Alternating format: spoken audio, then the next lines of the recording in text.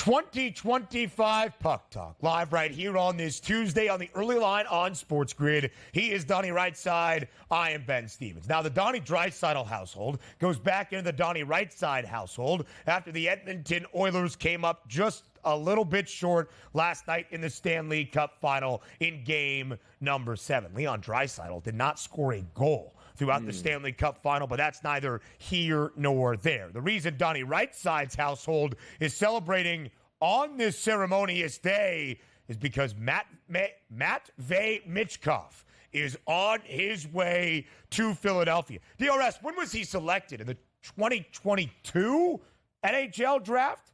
He's been, or was it last summer? The Bedard. Yeah, it was the question was going to be who would actually go number one between Michkov and Bedard. Obviously, Bedard meant number one because you knew he was coming over right away. There was a chance for the Philadelphia Flyers that would never even ever see Michkov if he wasn't released from his contract. But the expectations, Ben, were 3 to 4 years out of when he was drafted. Now, granted, he's not 32 years old. He was, I believe, 18 or 19 when he was drafted. So eventually when he came over, that would be fine. But now we're taking a look at him coming over much sooner than expected, which means the Flyers took a risk but got an absolute steal in the draft last year with how quickly he's coming over for them. So that whole rebuilding process for the Flyers ends right now the minute he comes over, and now you're looking for expectations, certainly the minute he takes the ice in Philadelphia. And the Flyers were pretty close, and we're certainly in playoff contention down the final few weeks of the NHL regular season, just missing out on a wild card spot. So Matvei Michkov makes his way to Philadelphia. Already has a season points prop. The over-under stands at 46.5. I can only imagine, Donnie, you are betting the over for Michkov in his rookie campaign in the National Hockey League.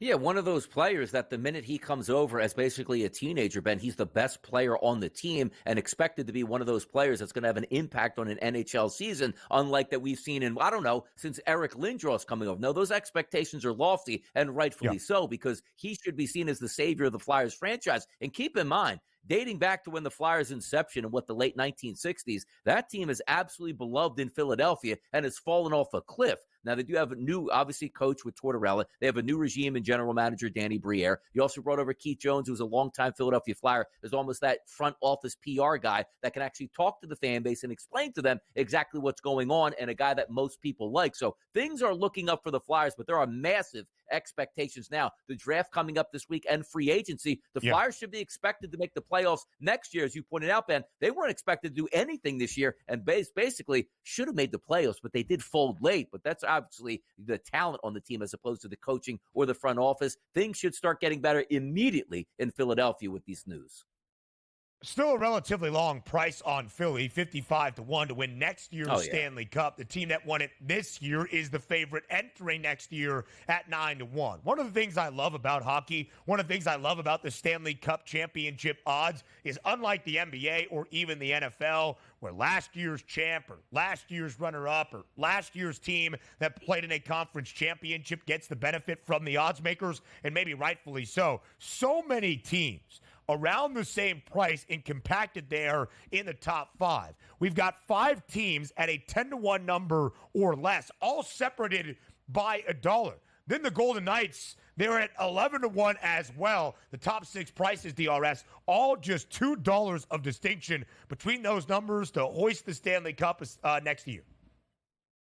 Very much different, Ben, than other sports here, and you see it time and time again. It's almost like if you can just get hot at the end of the season, have a good goaltender, you can ride that all the way to a Stanley Cup, which makes it fun for a lot of fan bases. The parity truly is there, and as you pointed out, those odds are certainly pointing to that. Where if you say right now, like, hey, the Panthers just won the Stanley Cup, they're going to dominate next year. You know what we're saying that in the NBA? Like, well, who's going to beat the Celtics? I don't think anybody's saying right now, like, oh my goodness, nobody's going to be able to beat the Panthers next year. They should run away with things. So I love the parity. And hockey gives every team a chance, and as long as you make it into the tournament at the end of the season, you actually have a legitimate chance to make a deep run as long as you get good goaltending.